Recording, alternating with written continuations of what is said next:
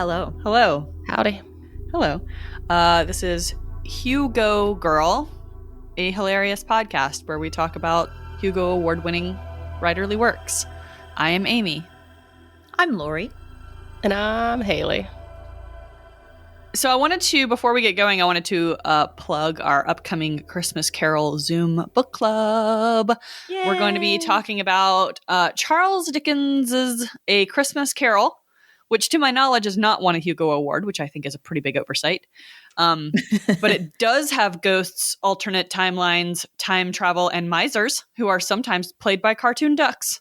So if that doesn't get you going, I don't know what will. So we're going to do that. You really covered everything. I like that. That was great. And we're going to do that on December 19th at 9 p.m. EST, correct? Yep, that's it. And so you can email us at hugogirlpodcast@gmail.com to sign up. We have 7 friends who already are planning to join us, so that's fun. Yay, friends. Yeah. And you're strongly encouraged but not required to wear something festive, whatever you think is festive. It does not have to be Christmas. It can be a witch hat. It can be a ghost, a sheet ghost. It can be anything that you think is festive and fun. Sorry.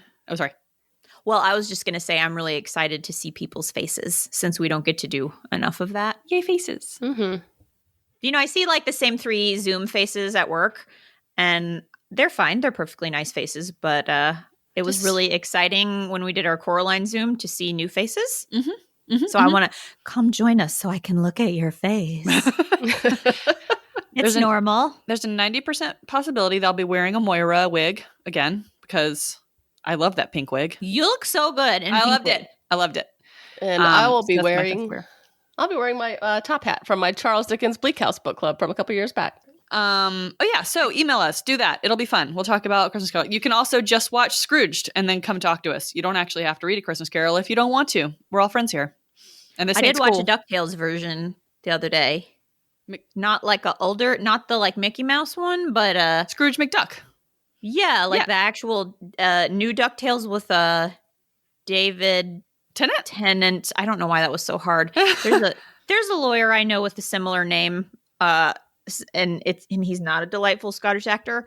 So David Tennant, Scrooge McDuck, and it was a very loosely based Christmas Carol adaptation. I didn't know it was definitely a children's television program. So there's an old Scrooge McDuck. They did it again?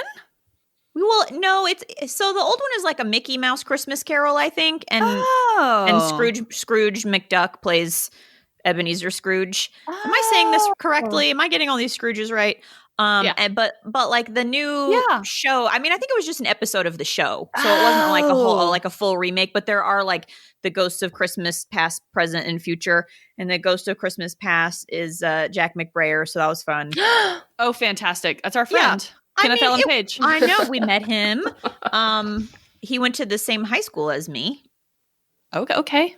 Yeah, we talked about that at a fried green tomatoes thing. That's familiar. Yeah, he's not actually from Stone Mountain, Georgia. He's from Conyers, Georgia. Or as there's one sight gag in 30 Rock when he's writing a letter home and it's addressed the People's Republic of DeKalb County. I feel like Conyers is a southerner sounding word than Stone Mountain, so I feel like he should have just gone with Conyers, but you know. Well, everybody knows Stone Mountain, the biggest racist monument in the world. Oh, I guess that's true. It's the biggest racist outcropping in North America. I wish there are other racist outcroppings, but this one is ours. Maybe for the Atlanta episode crossover of the sequel to this book, they'll a Stone Eater will eat Stone Mountain. I like that. Can we hire them for that? Absolutely, yes. We need an Orogene to come in.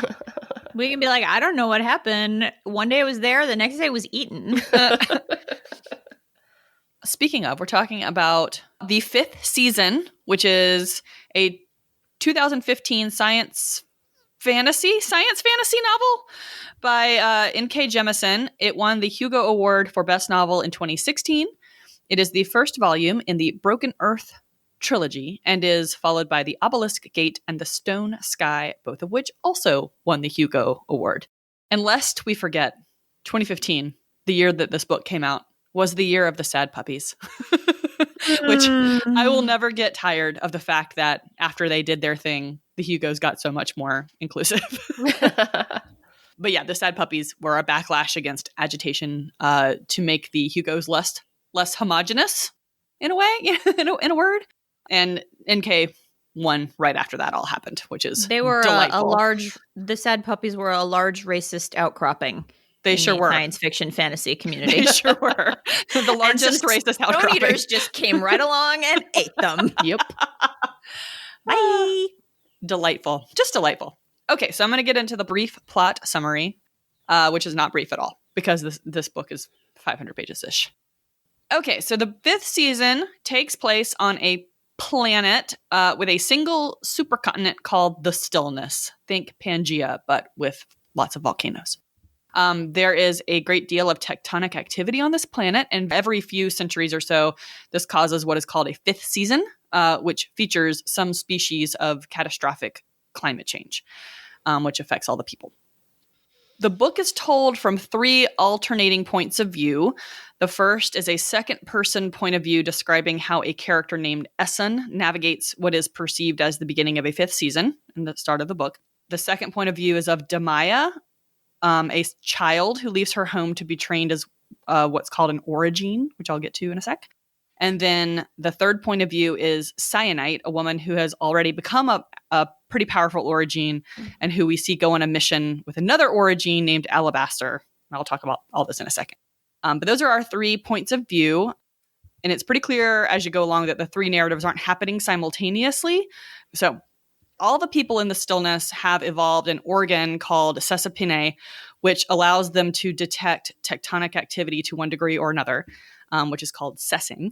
And we learned that in orogenes, sesapine are larger and more complex than those in normal people, which makes orogenes more sensitive to the movements of the Earth. And they also have the ability to use orogeny to control tectonic activity. They are feared and hated in the Stillness because their power can be massive, and using orogeny can be lethal to surrounding people because it creates this extreme cold around the practitioner.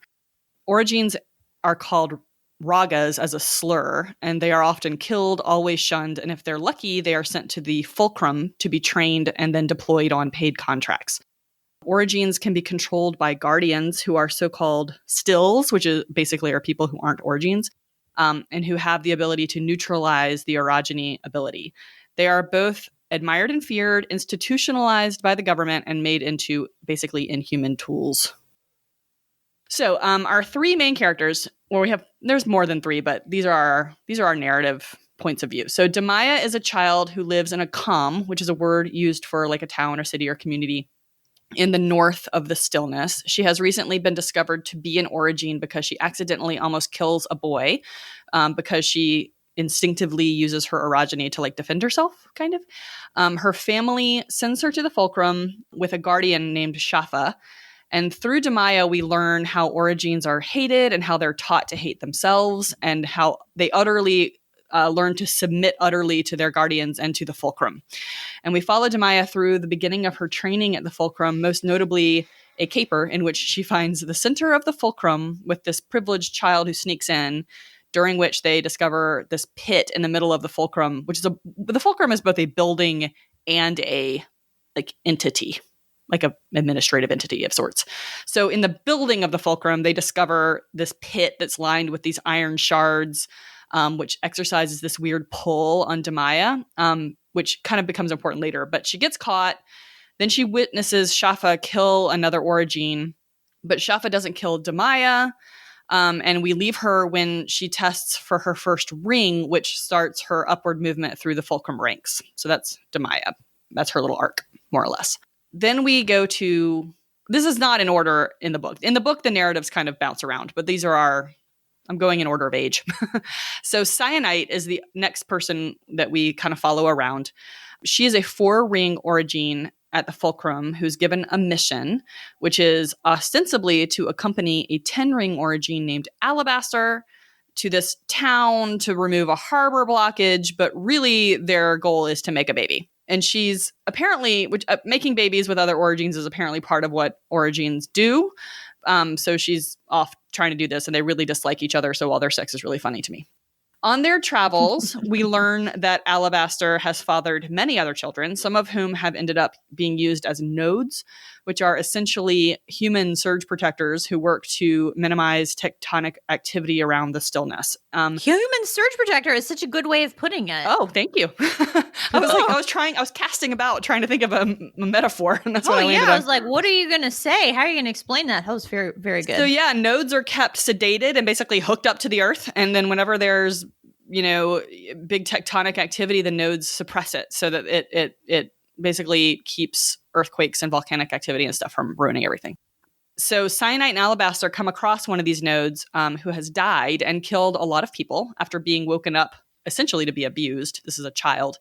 This is Cyanite's first glimpse into the diabolical side of the fulcrum. Cyanite learns that Alabaster can use huge mineral obelisks that move around in the sky in this world as amplifiers for his orogeny. Cyanite later learns that she can do the same thing when she and Alabaster are attacked by a guardian while they are doing their work in this coastal town they're going to.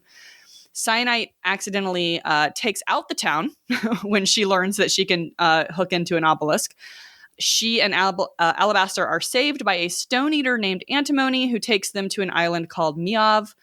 Cyanite and Alabaster make a home on Miav. They enter into a polyamorous relationship with the island's leader, an untrained Orogene named Inon, and they have a child together. Cyanite and Alabaster have a child together.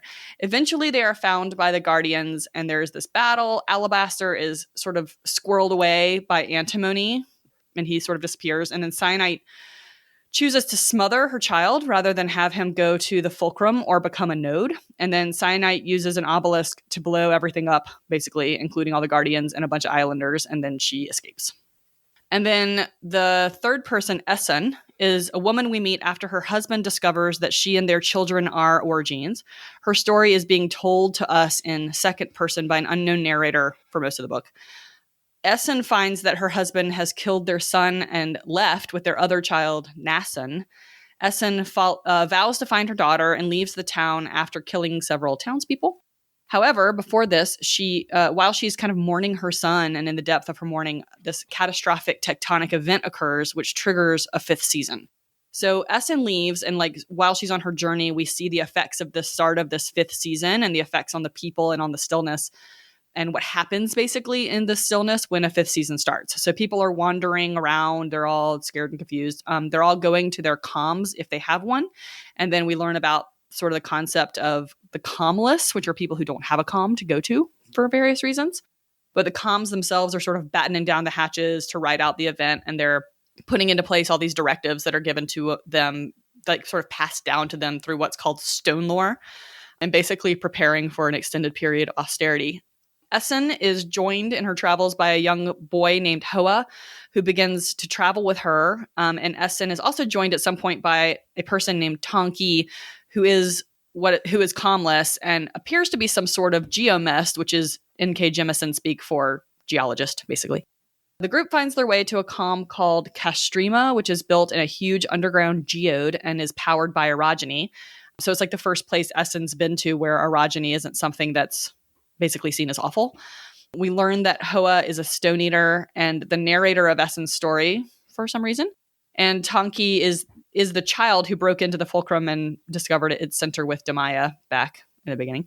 Essen is summoned to the medical facilities in Castrema, where she is greeted by Alabaster, which is when the stories of Demaya, Cyanite, and Essen are all finally connected up. They're all the same person.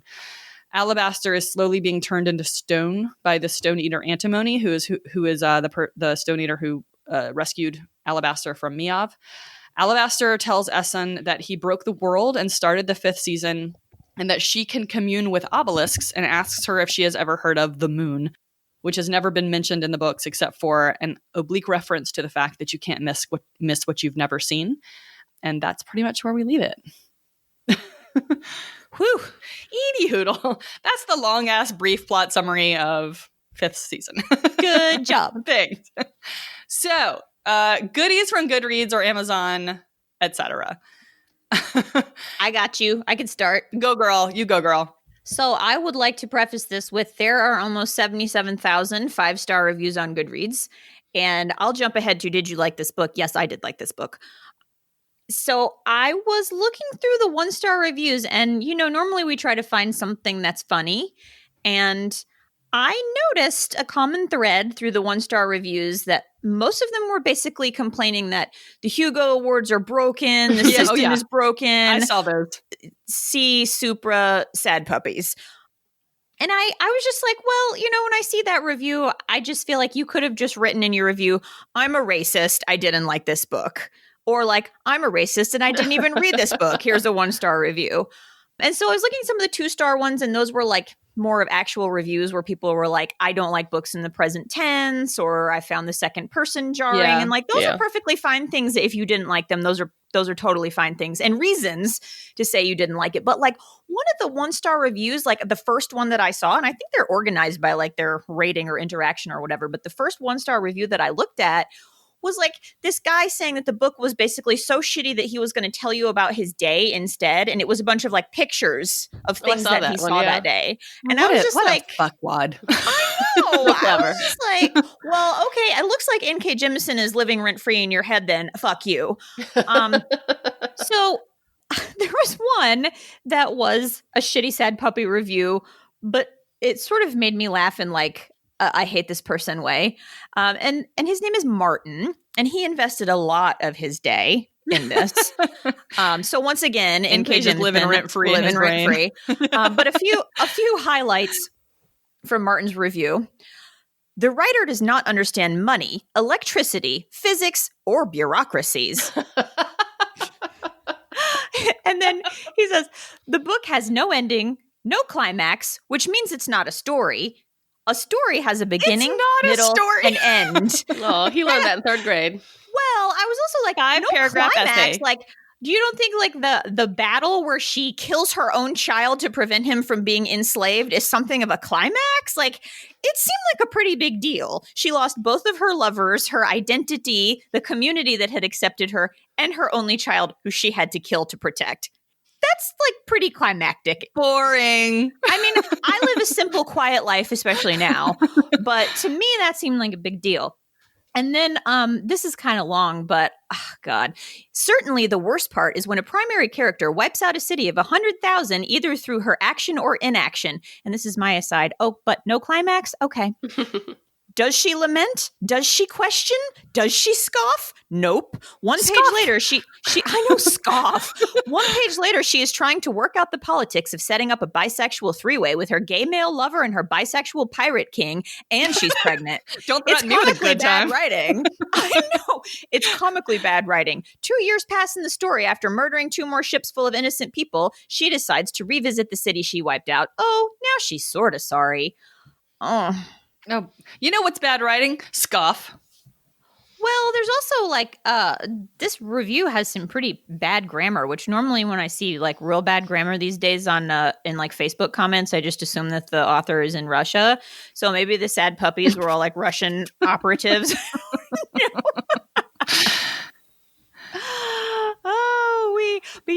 The bisexual 3-way with her gay male lover, her bisexual pirate king, and she's pregnant. It's comically bad writing because you can't have fun sex with your 2 boyfriends while you're pregnant.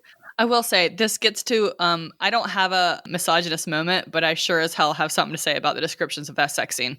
But we'll get to that. Haley, did you got any reviews?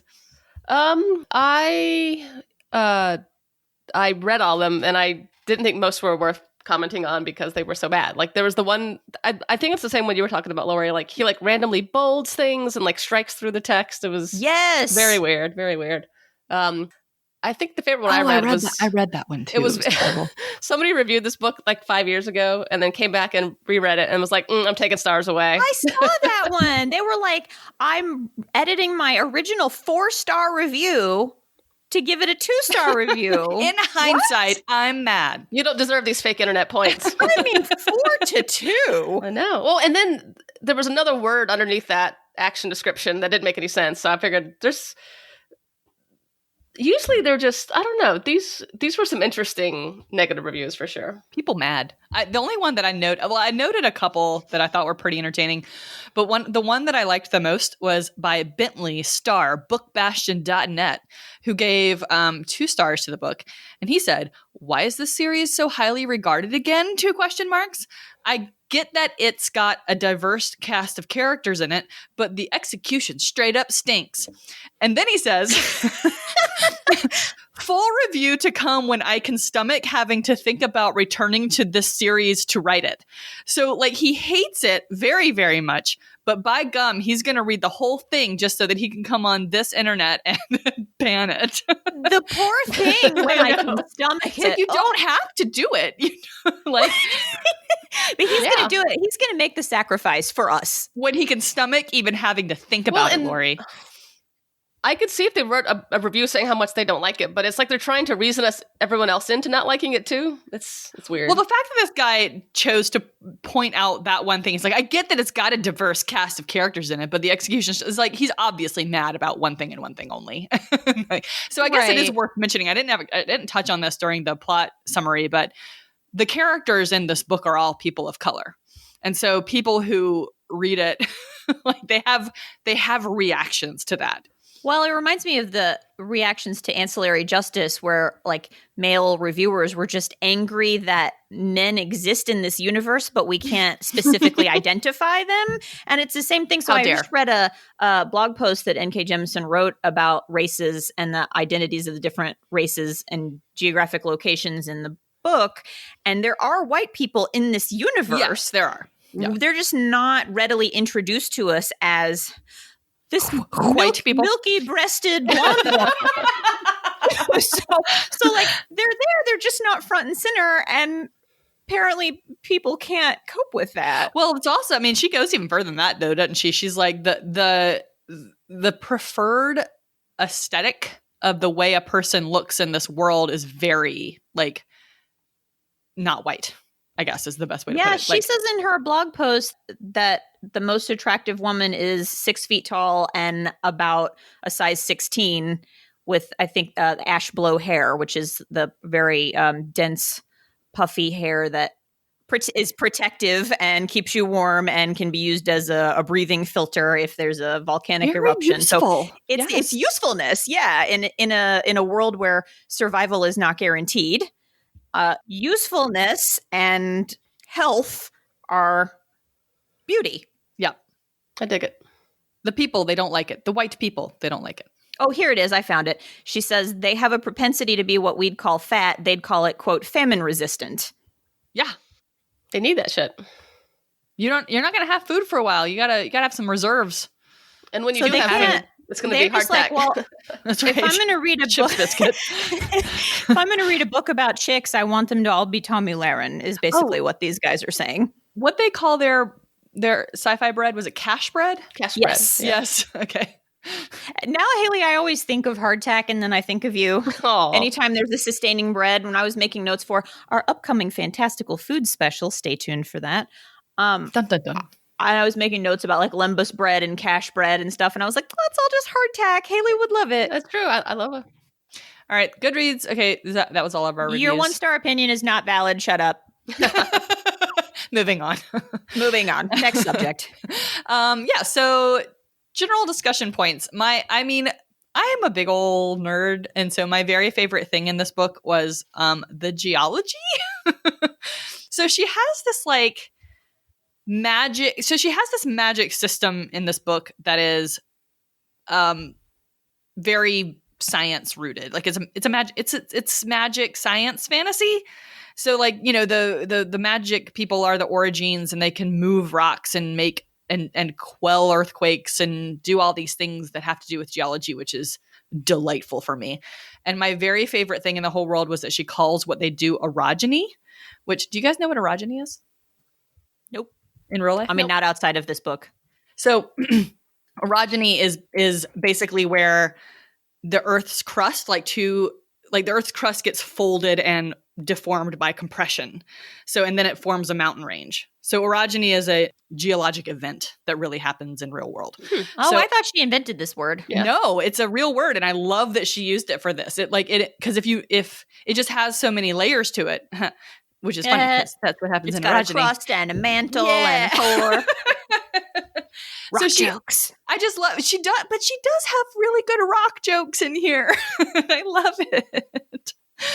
I don't know. So that was my favorite thing about this book was the fact that she was using that word and then calling them orogeny or orogenes, and then she had the slur that goes along with it, and she just did a lot of work. She did a lot of hard work to make a really good vocabulary, I felt. Yeah, she is an incredible world builder in a way that makes sense and it doesn't feel forced or rushed. Although this always happens, I swear to God. I finished the book today and I get to the end and there's a freaking what's it called?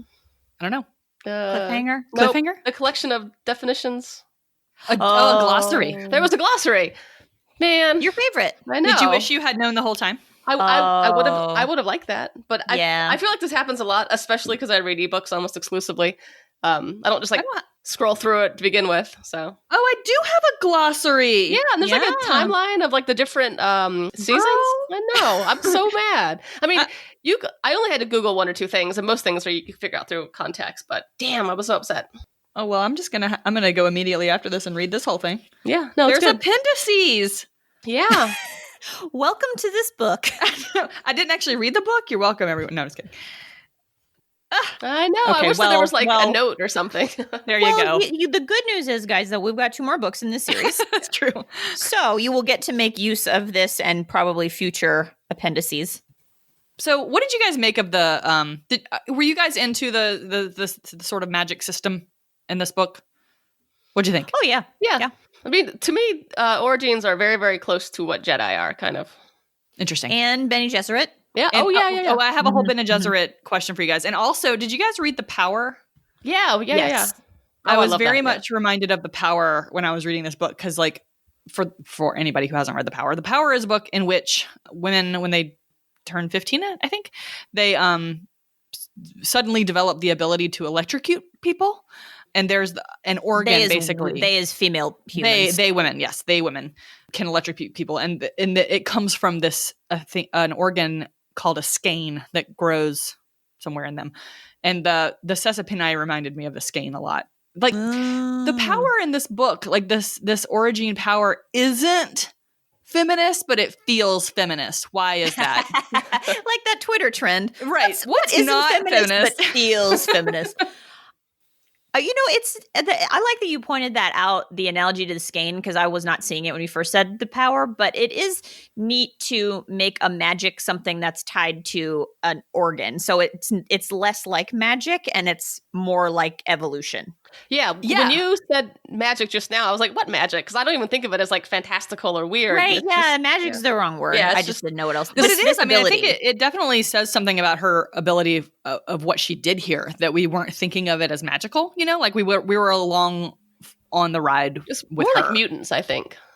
Well, it is. And people, I mean, everybody in this world has this Sesapini, right? Humans have just evolved this ability to suss out these tectonic events, which makes sense in the world they live in, right? Yeah. It's just Orogenes can do it, to the nth degree, kind of. But, I mean, the fact that they can reach down through the earth and move rock around, to me, I mean, that's magic, right? Right? It's a fantasy novel. Yeah. It's a fantasy novel, but the fact that it's got like a biological explanation, I think makes it feel more real. Agreed. Less fantastical, although it's still fantasy. And I think that's why one of the reasons I like that she used the word orogeny, because it's a real geologic term which helps ground it in like reality, I guess. Yeah. Yeah. Yeah. It's sciencey. It's sciencey. I love science. Do y'all want to hear my joke about the people in this book that can go into Earth? No, moving on. No, I'm just kidding. Yes. Okay. What do you call the parking lot outside of the Fulcrum? Oh God. I just want to think for a minute. Okay. Are you ready? Yes. Okay. The area outside of the Fulcrum, they're called orogeny zones. That's all I thought about the entire time. And it's so funny because I didn't think about it until Amy started saying orogeny and erogenous over and over again. And I was like, do we say this with an O or an E? Yeah. Okay, but orogeny zones are actually a thing. If you're on the island of Meov with your gay male lover and your bisexual pirate king, then it's an erogeny zone. Bisexual pirate king. And I never realized that my sexuality is actually just bisexual pirate king. I'm really here for it. She writes a good dirty scene, in my opinion. Okay, so not in mine. Oh, are you serious? I was like, I could read a few more of these. Cover your children's ears out there, everyone. But the fact that she wrote the phrase "cock on oily cock" will never, ever, ever leave me. That is so funny, Amy, because when I was rereading the book, and I was reading it while Kevin and I were at the beach over Thanksgiving, and I was like, she writes a really good dirty scene, and I was like, but the phrase oily cock does really... I mean, to be fair, the rest of it was fine, but like that was just sort of like, oh, that's awful. And, I mean, you gotta do something. You gotta lubricate it. You can't, we all know you don't rub dry things together. No, that's not a good time. To be oily. I wish that for them, but I just don't... There's no good word to replace it, like dick on, I don't know, like it's just... Dick on dick on dick. Looby wiener to looby wiener. Boner on boner. There's not a great way to say it, but I'm to connect this to something like actually thoughtful. Not that that's not thoughtful, but like for me, reading that scene in particular, and then like how their relationship develops, I think it's just such a wonderful portrayal of a polyamorous relationship. It is. It really is. They all three love each other, and then like Cyan and Alabaster are better able to love each other through sharing a relationship with Inan, and Inan loves their child as much as if he were his child, and I think they're better able to be parents because they're better able to love each other by having that third person in their relationship. And like their sex seems very joyful, even if we're not into the word oily. It's just a word, and I don't know. Like we say, there's not really a better one, and dry is no good. So it's fine. I would prefer it this way than the alternative for sure. But it's just like I did love their relationship. I loved it. So happy for them that they got to have that joy. And then I would say at the climax of the book, when all the joy is ripped away from them. I know. But it really makes it so horribly tragic by comparison. I know. And that little child loves all of them. And that child's obviously not messed up by having all these parents. And it's just all very cute. And the fact that Alabaster finally gets a kid that he actually gets to raise. Oh, and Alabaster just wants to be a dad so bad. He's such a little zaddy. He's so cute. He is. He's a born zaddy. Bless his heart. Oh, poor Alabaster. By the way, the synopsis of this book that's on Goodreads described him as a madman getting vengeance on the Sanzed. And I was like, no. That seems inaccurate. He's not crazy. He's devastated and he's mad as hell. He's not crazy mad. He's angry at you. Well, Cyanide does spend a lot of time describing him as being crazy, but I guess at some point she kind of realizes he's not. Oh, at the very end, she's like, he was never crazy at all. He knew exactly what he was doing, and he's just like basically barely suppressing rage from decades of abuse and enslavement and the theft of his children. So he has like 10 kids. So, okay, speaking of this I feel like is the dark side of the Bene Gesserit, you guys. And like the Fulcrum has this program, I don't know what else to call it besides a program, where they're breeding their Orogenes, because Orogenes typically produce Orogenes, and when they don't, they become guardians apparently. But the way they're doing it, like, I mean, Cyanide signs on to do it, but not really. Like, well, yeah, saying no would basically kill her career. Right. So it's like, it's this weird forced breeding program, which when we were reading about this in Dune, when we were reading about it there, I was like, yeah, Bene Gesserit, they're so powerful and witchy ladies, and I love them. But now reading this part, I'm like, Yeah, nobody wanted to listen to me when I said the Bene Gesserit felt like slaves. Nobody wanted to listen to me, especially, and he, go ahead and hear it, Kevin, especially Kevin. We had a heated discussion about it, and Kevin was like, well, just wait till you read the later books, and they're in charge of everything. Oh, I don't care. They're told who to marry. They're told who to have babies for. They're told what sex their baby should be. Yeah. It just happens that Jessica ended up with a partner who loved her.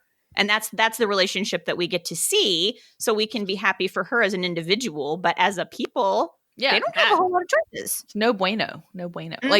Like Cyanite, like she's sort of resigned to it, because I get the sense from her that she loves her child and her children that she ultimately has, but she's not particularly driven to be a mother. No. So she doesn't feel a lot of she's not particularly angry about the situation. She just doesn't want to do it. She sees it as a chore, that sort of thing. Yeah. But then when the more she's with Alabaster, I think the more she realizes the dark side of this, I guess. And once she was introduced to the concept of a node. Oh yeah. So the nodes, they're node maintainers. The people are the node maintainers. Yeah. So the node itself is, yeah. Okay. So why come all of Alabaster's, did we get the impression that all of Alabaster's kids were nodes or just that one? Oh, I think probably all of them. Why? Or at least many of them. Well, I think part of the issue was that they were very, very, very powerful, probably. And then he was saying that, if you don't learn to control your orogeny, that's right. Then they put you under sedation. And then instinctively, a powerful orogene will quell little shakes and things like that. But they won't, get angry and use it themselves in self-defense or something like that. Unless you wake them up and abuse them. Right, exactly. The way that they described the scene when they walk into the node was very horrific, I thought, in terms of awful. What's become of this person. And it reminded me of that short story we read by Ursula Le Guin, The Ones Who Walk Away from Omelas. Yes. Because basically he's this martyr for society, so it's great that society doesn't get crumbled, but this poor human being is basically just being used. It's horrible. Yeah. And they're all over the place because there are nodes all over the place. Yep. And Cyanite, so the official line is that Cyanite thinks if you can't control your orogeny, you're not very good at it, so you go to be a node maintainer because it's easy to quell all these little shakes and you don't have to be particularly skilled. But what's really happening is you're being sedated and plugged into the node maintenance system. It's like the Matrix. You basically you're basically just a tool, and then also potentially victimized by the humans who have access to you when you're completely defenseless. Yep. It's terrible. It's awful. Terrible. How could people say that nothing happens in this book? I want to fight all of them. Just racist. I just I'm gonna go to Worldcon and I'm gonna sneak up to every man and be like, so what do you think about the 5th season? And if they're like, I'm gonna kick them in the face. Just shiv them. I'm just kidding. I'm just kidding. Don't ban me from Worldcon. No, we're not going to shiv anybody. We're not shivving anybody. We're not shivving anybody. I'm actually a pacifist. I don't hit people. I heard at the last con you went to, there was 30 to 50 feral hogs on a rampage. So the node thing is just one example of, slavery and marginalization in this book, which I think is worth talking about because, N.K. Jemisin in interviews has made a point of this. So orogenes are very much marginalized in the society. They're feared. They're either killed or hidden away or sent to the fulcrum. There's this awful slur that people call them that they end up calling themselves. I think it's they internalize all of this awfulness and hate themselves and everything they do. It's just awful, the way that the orogenes are treated. And I don't know exactly what my question is there, but except for I guess what did you guys see as how that connects to Alabaster's breaking the world? There's no bad guy in this book, right? There's no one person that's evil that they're trying to fight, right? Really the bad guy in this book is the system, I guess. I have a quote for that. Hold on. Oh, you have a quote for that? Because when you first read in this book about how the father of the main character kills their son, you're like, what? This is straight up, the worst thing I've ever heard. And then it's not the first time that happens in the book. Here we go. So on page 52, Essen is trying to make sense of why her husband would kill their son. But also, she obviously did it for mercy when she killed her son before. But the quote is, "The kind of hate that can make a man murder his own son, it came from everyone around you." Which to me that made sense because then I made the correlation between uncontrolled orogenes and I think there's a classic Twilight Zone or Outer Limits where basically there's like, well, and there's a Simpson one that makes fun of it where there's a child that has got like mental powers that can control things and start fires, and the entire town lives in fear of this kid who's kind of a jerk too, and like knows that it can manipulate people and threaten them. So I could see a little bit the fear of somebody whose uncontrolled urge or anger could destroy somebody. I mean, that's pretty spooky. But it's funny because it's like a chicken and I guess we didn't mention, well, we touched on it a little bit a minute ago, but like basically these Orogenes, what they're doing is very instinctive, right? So like when they're babies, they can quell an earthquake or move a mountain or whatever. So I get being afraid of like or wanting to limit the danger from that. But like when they get mad and lash out and kill people later, it's because they're being antagonized. So it's this funny like chicken and the egg thing, right? It's like people hate them because they're dangerous, but it's the hate that makes them dangerous. Well, not necessarily. They don't seem to have the ability. You don't hear anything in the book about a child Orogene using their power on the offensive. Right. It's when they feel threatened and they react instinctively and defensively. Right. And we're not told any stories anyway of a child just being like, of an Orogene being the bully. Well, yeah, but I could see, children can be aggressive without being bullies or be even meaning to. So, I mean, even though there's no explicit examples in the book, I interpret it as like, there could just be asshole Orogenes too. I doubt they're all pristine, perfect people. That's true. No, but I mean, I guess my thought on it is that they don't have the finesse or precision control as children to be offensively dangerous. Defensively, yes, because they instinctively have this reaction, but I don't know that like as kids or as ferals as they call them, that they have the ability to like reach for orogeny deliberately and do things. Like I think with Inan can instinctively quell shakes, but even as an adult, when they try to teach him to like have fine control and teach him some like fulcrum lessons and things, like it just doesn't work. He just doesn't. I guess by the time he's reached adulthood, you can't develop that skill. I don't know, but it just seems to me that, like Amy was saying, it comes from a sense of self-preservation that others end up getting hurt. Now, I mean, of course, we haven't met every Orogene, and of course, they're not all going to be nice people. I mean, many of them participate in the oppression of their fellows. But the like fear of them as kids does seem to be where they're always discovered by accident because someone has done something bad to them and they've reacted defensively.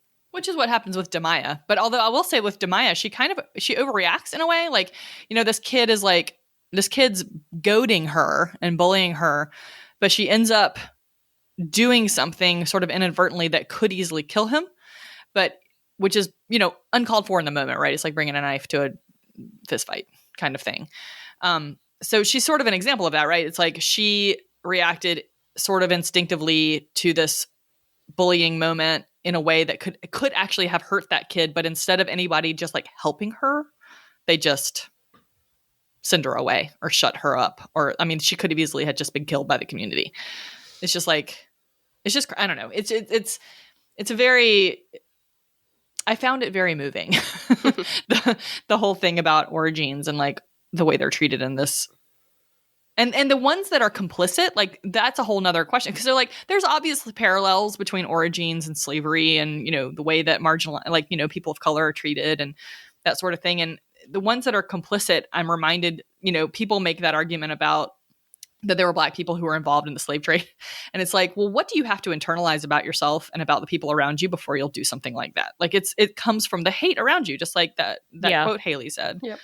It's like, and then it creates this system, and then the system becomes the thing that alabaster and cyanide are fighting against. It's like this whole system, everything that it stands for and everything in it. And it's such an unwinnable fight, Right. Yeah. Well, and because in part participation in the system means that you get to be alive and have a roof over your head and food to eat. Yeah, degree of respect. there are benefits. Those snazzy black uniforms. Right? They sound hot. Yeah. Like not temperature hot, but like. Although I was thinking about, so they rank themselves by the number of rings they have. So like a 1 ringer is a novice and a 10 ringer is like the highest you can get, like alabaster. But I was trying to picture alabaster with 10 rings just looking tacky as hell. So whenever I get to pick a comfort read, I talk about this book all the time. The Dragon Prince series, the people in that book that have a power, they get up to 10 rings. Same thing. They get rings as they learn their craft. Even thumb rings? Oh, no. That would be so annoying. I could not wear a ring on my little, thumb. like, skinny metal rings, though. They were, like, basically a thin, plain band on each hand. Oh, okay. Until, like, that's not bad. The one who's, like, the one that we're really following, Sinead, who marries the Dragon Prince and then kind of goes like Jessica and is like, I live how I want to live.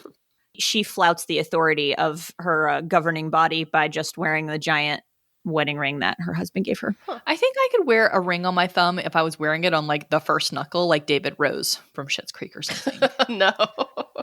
But I have this memory of the first time that I met Kevin that he was wearing a thumb ring. We were talking about it earlier. He's like, I've never worn a thumb ring in my life. And I'm like, I just remember it. I remember what restaurant we were at. I remember where you were sitting at the table. And I remember you were wearing a thumb ring. And he is adamant that he's never worn one. Oh, I forgot I had a quote about this whole origin thing that I was talking about. So there's a part of this book is there's this passed down like sort of knowledge called stone lore. And I don't know. And at the end of every chapter, they have a little excerpt that's either stone lore or something else. I can't tell if it's all stone lore or not, but it's historic quotes, I guess, from this world.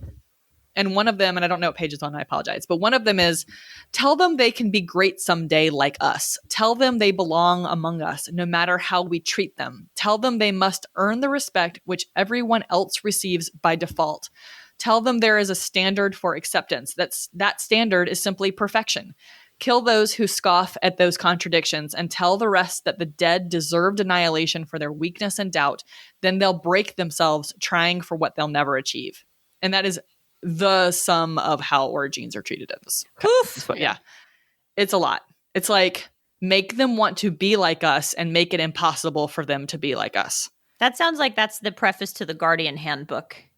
Yeah. Yes. Oof. It also echoes to me in modern day respectability politics. Yes. Yes.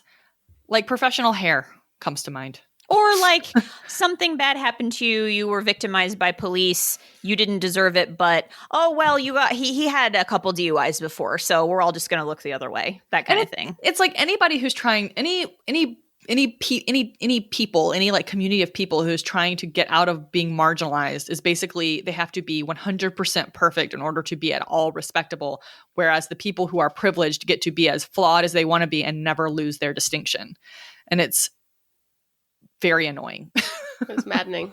It's maddening. And like in this world, it's highlighted, it's highlighted to this level. So it's just impossible to ignore. And it's, It's another great example of the thing that I like so much about good speculative fiction, where it takes the big social ill and graphs it onto something else that we're actually able to look at, unless we're sad puppies. We're actually able to look at and see it and recognize it for how bad it is. Yes. Yes. Mm-hmm. Mm-hmm. Girl. Right, so in conclusion, good job, NK. Yeah. Good job, NK. I have another joke. What do you call these mutant creatures on Little House on the Prairie? Little House on the Prairie. Wait, I just want to think about it. Wait, so what do you call origins? On Little House on the Prairie. Or generally anywhere in the southeast, maybe. Lil Jeans? Yeah, Laura Jeans.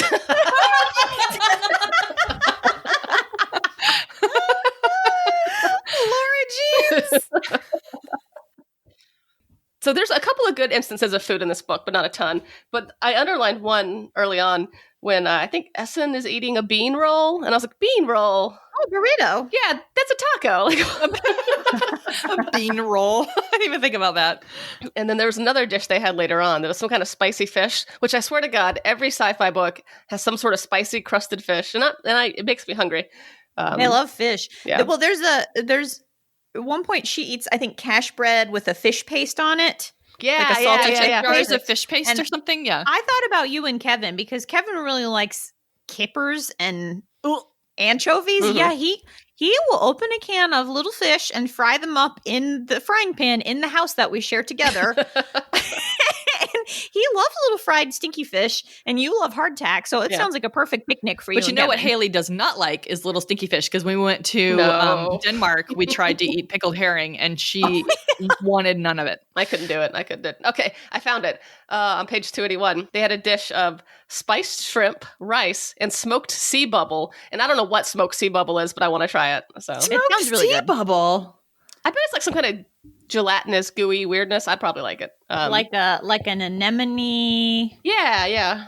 Sea bubble. Let's see if it's there are sea bubbles in Animal Crossing. Oh, maybe a sea bubble is the cooked bad guy from Binti. Those like jellyfish.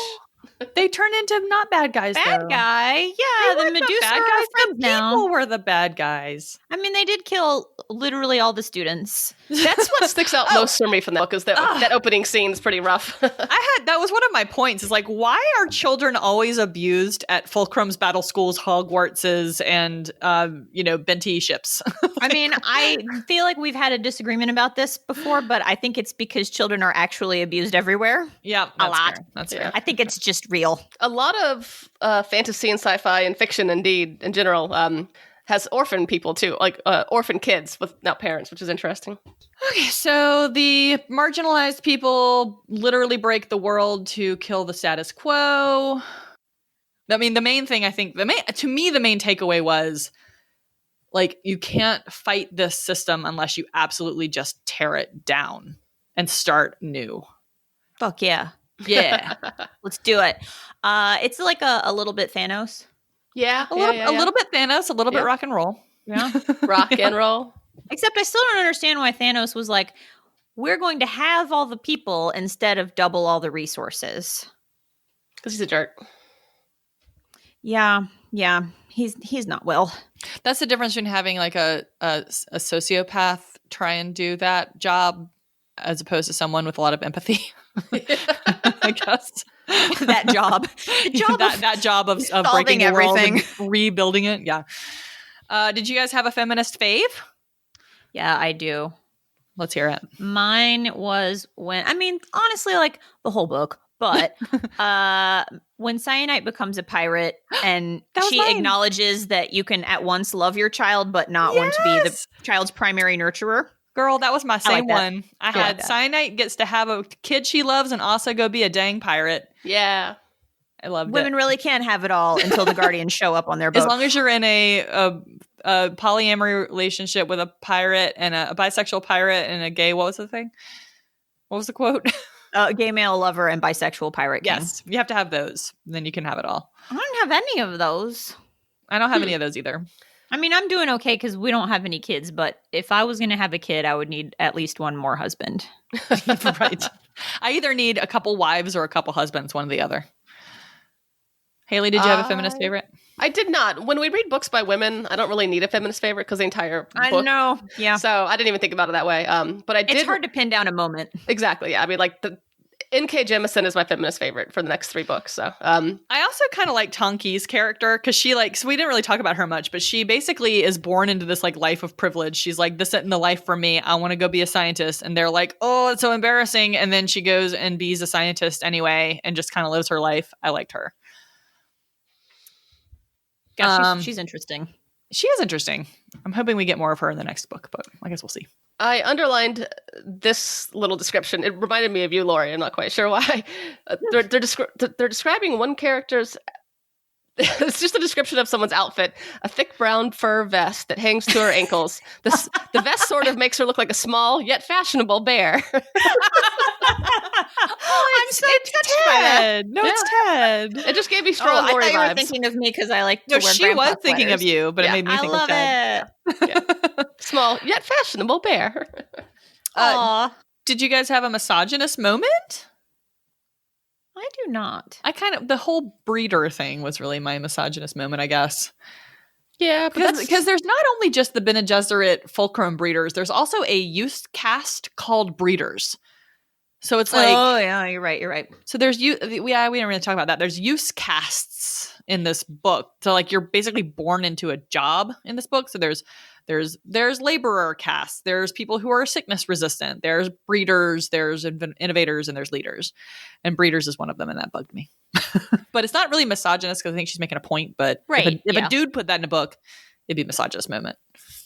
Well, that, and if he like glorified it at all. Right, if it wasn't a critical. Yeah, I mean, I think you can still mention them without glorifying it. Kind of like, well, it's a criticism, obviously, but in Mad Max Fury Road, there's the milk maidens, the breeders or whatever. Yeah, so. Yeah. And also, I think all the use casts in this book, I think it's I think purposeful that she uses the phrase use casts, because it's like during a 5th season, all of these casts have jobs, and the breeders are the ones that basically monitor the population size, because there's only so many people you can feed in these situations, I think. And so it's like you have to monitor that, I think, during a 5th season. And breeders not only has really thought of everything. She's so smart, you guys. I know. She's so a good Twitter follow too. I follow. There was some boob talk in this, although my boob talk was really the cock on oily cock. But there was boob talk. Did you guys catch it? I don't have any boob talk. There was only I had something. Let me find it. Yeah, there was there's one weird there were section. 2 mentions of boobs in the book. And one was usefulness and one was not. Like it's... Oh, I can't find it. So they mentioned, when she describes Essen, the first time you see her, she's described as having like hips that bore children and boobs that fed them or something like that. And then when you right in the beginning, when you meet Cyanite, when she starts having sex with Alabaster, there's a mention that her boobs start hurting during sex, which I'm like, no guy would ever know that. Like, oh yeah, you're up there bouncing around, things start getting sore. So she mentions that. So that was the boob talk in the book. I was 0 right in on it. But really it's cock on oily cock. Yeah. So did you guys like the book? Yes, I did. Yeah, it was good. Did you guys have any qualms with her writing, like some people on the internet? I couldn't read it in very long bursts. So I was reading little short bursts. But I think great world building. She's a decent writer. And this isn't an example. Like, I think we say this a lot. Like, it's a great idea. It shouldn't have been 300 pages long. Like, this book needed every page to tell a story for the most part. Yeah, I agree. I do think that, could you not read it in long bursts because you didn't have time or because you didn't want to? I just never wanted to read more than 20 pages at a time. Interesting. Okay. This was a reread for me. And the first time I read it, I did not really sit down and read it. And I thought it was very slow. And then this time I made myself actually just read it and not look at my phone 200 times. And then I found that I was very engrossed and really enjoyed reading it and couldn't put it down. And part of that might be because Kevin wanted to read the series before we started talking about it. And so when I gave him my copy, like he can't just go get it out of the bookcase. But before he started reading it, I told him that. And then he was like, oh, I find it moves so quickly. And so I think that sparked something competitive in me. That I cannot really elaborate on. And so I was like, fine, I'm going to think it's a quick book too.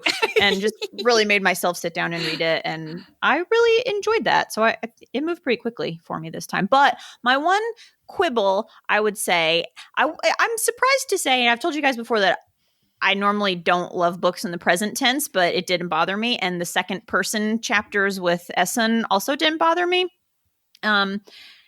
And the only thing that really did bother me was the frequent use of rusting as an expletive. I found very distracting because it was just a lot. Yeah.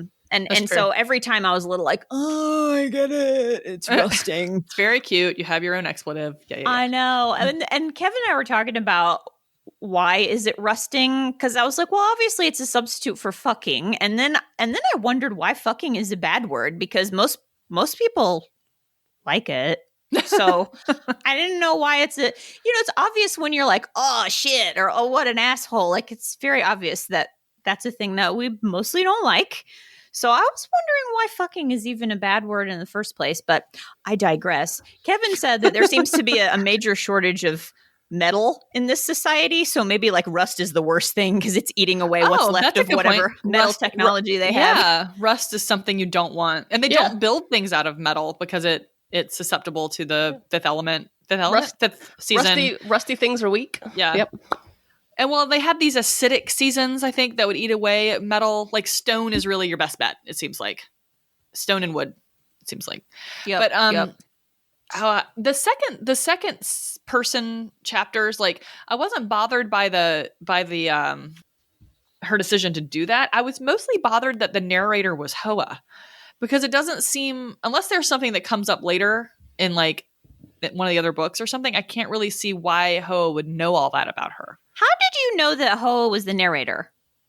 Because at the end it says something. It just gives that hint. I thought maybe I picked that up. Kevin told me that it was explicitly clarified in the second book. Oh, maybe I picked it up off the internet when I was.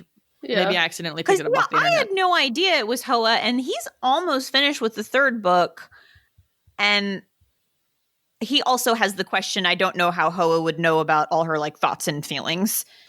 It's an odd choice. Like, it doesn't make a lot of sense unless there's something that comes up later. Because I'm specifically not reading the other books until we get to them. Like, I'm just attacking them one at a time. So, like, maybe there's something that comes up, but I don't know. I think second person omniscient could be a thing too, maybe. Yeah, maybe he knows stuff. I don't know. Maybe he's just the excuse for giving the second person well, that's it. Right now, that's what it feels like, which I don't love. I don't hate that she wanted to do it. I just wanted it to tie in a little better, maybe. I don't know, but I'm not sold on it yet. It's surprising.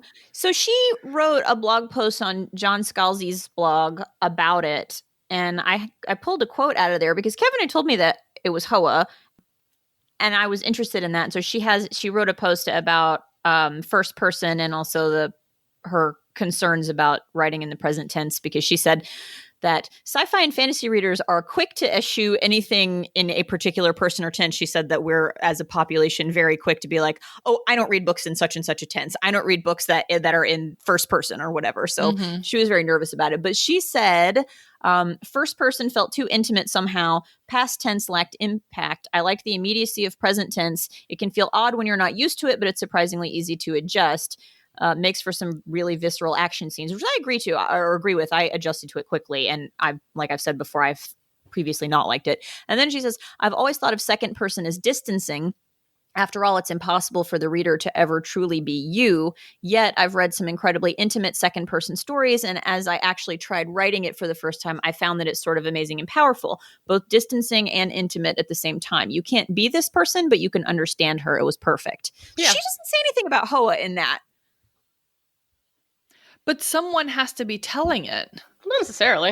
Well, yeah, not necessarily. And I was thinking about, had we not read Welcome to Your Authentic Indian Experience, Rebecca Roanhorse's short story that we did for the Baby Girl episode, I think that story, I liked it so much that it made me very comfortable with the second person narrator. And so I didn't find it jarring or anything with this. And I didn't even really wonder about it. And then when Kevin told me it was Hoa, I was like, oh. I just kind of thought it was a stylistic choice, which it seems to be based on this blog post, but maybe she didn't want to spoiler the future books. I don't know. Yeah. But I'm curious to find out if we'll find out how Hoa knew all those things. Yeah. How did he know her boobs were sore? Well, cyanide that's in one of the present tense cyanide chapters. So he doesn't know that. Oh, that's right. You're right. Oh, well, okay. Well, never mind. I don't want to spoil anything. Okay. So Star Wars or Lord of the Rings? Lord of the Rings. Star Wars. Star Wars. I guess I thought that there was like, I don't know why I thought it was more Star Wars to me, but maybe because Homegirl's on a little bit of a hero's journey, but also it's Lord of the Rings because they have to go fight this they're on a journey to fight this unidentified evil. I don't know, but the evil's identified in Lord of the Rings, so that doesn't really work. I don't know. Yeah, I get the sort of the empire, the system. To me, it's the strong origin Jedi correlation is just very huge. Yeah. The Fulcrum is like the Jedi Academy. They've got their own self-governing standards, and they're respected but also kind of feared. But yeah, I buy that. I have a hard time calling anything without space travel Star Wars. Star Wars is a state of mind, Lori. Perfect. Unless you don't like the book. And then it's Lord of the Rings. Yes, but people that listen to this podcast know my code. It's okay. Yeah, this is a completely subjective rubric, and it can change from episode to episode. So whatever you want it to be is A-okay. So next time we're going to do the next book in the series, during which I hope to get to the answer to my question, Stone Eaters, what the fuck? Because I would like to know what those are, and we don't really know yet. And why is Hoa so different from all the other ones? Yes, why are there different kinds? Like, why are some of them killing Alabaster and some of them aren't killing anybody? Like, Stone Eaters are a big mindfuck to me right now. I just don't know. He's suffering in a big way? Rocks? Or is she... Maybe he's dying and she's slowing his death so he can accomplish what he wants to accomplish by maybe turning him into little bits of rocks. I figured he was a snack. Well, I mean, maybe that's part of it, but maybe that slows his demise so he can get done when he needs to get done. That's an interesting perspective. I hadn't thought about that. He's very singularly minded about what he wants to accomplish here. She rescues him from that battle. Yeah, she's protected him so many times. Now, we don't know anything about them and their motivations, and neither do our main characters. They really don't either. No. So hopefully next time we can get to Stone Eaters, what the fuck.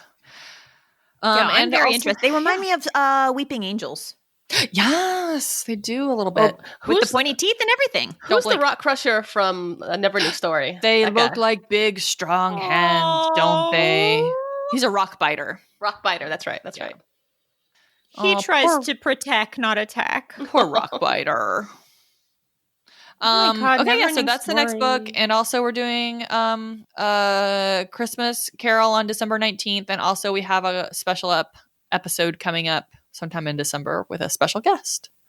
About food. Yes. Food. I'm excited. I think it's going to be really fun. I guess this is our last ep. Before that, do you want to tell the folks who our special guest is? Sure. Her name is Ginger Thomason, and she is working on her thesis about fictional foods. And a few episodes ago, when Haley first said that she wanted to do to add a food segment to the show, to our sort of what is this called? Our outline or whatever schema. Our episode schema. Haley said she wanted to add foods and maybe do a food episode at some point. And then that same day, I was doom scrolling Twitter, and I saw like somebody that we follow commented or liked something. And so Ginger came up in my newsfeed, and her name on Twitter says Ginger is writing her fantastical food thesis or fictional food thesis. And I was like, what? The stars have aligned. And so she is writing her thesis on food in science fiction and fantasy and speculative fiction. So I sent her a message, and she was down to chat about fictional foods. So we're going to be recording that this month. And we're doing our recording in like a little over a week. So we should be able to release the episode this month. And there is no specific book attached to it. We're just generally chatting food. What was the segment name you came up with, Haley, for the food? Oh, I forget. Was it Fantastical Food Fragment? Food Fragment. That's what it was. You know me. And I forgot to put it in this in my copy of the protocol that I have going on my laptop. So I'll have to add it. Oh, yeah. Gotta be more consistent. It wasn't a food-heavy book. It's okay. Haley won't let you skip that space hardtack. Although Alabaster there is an attempt on his life using food. There was a lot of food in that scene. Oh, and then the tea that's called Safe, but maybe Safe. Oh, they have Safe. That's right. They drink Safe because it's safe. And yet he still got poisoned. And then Orogenous the poison out of him. Alabaster is cool. Yeah, I was a fan of him. I'm very sorry that so many bad things have happened to him. Because imagine if he was just like happy and free. He'd be like, let's build good housing over here for everybody and just raise up some rocks and it'll be nice apartments. Oh, I also appreciated all the boats in this. That was a nice little surprise, and I was thankful for it. The Guardians, their skin, the touch of their skin is toxic to Orogenous, and so they're like always shirtless, and so I just imagine them as this like battalion of evil Fabios going around like bumping their chests against poor cowering Orogenous. Jesus. Because she always just sees them in their billowing burgundy pants and no shirt. It's so funny. I mean, they do not ever have a shirt on. No, it's exactly like a romance novel. They wear billowing pants and they don't have a shirt, and you know they work out. Yeah. What else are they doing? Yeah, I was picturing Aladdin pants. Yeah, like flowy pants, for sure. Flowy pants and a bare chest. They're all evil Fabio. Hit them with a goose. They deserve it. All right, kids. Anything else? I think we're hitting Fabio with a goose is pretty much. Where else is there to go after that? Well, until next time, kids. Okay. Bye, friends. Okay, bye.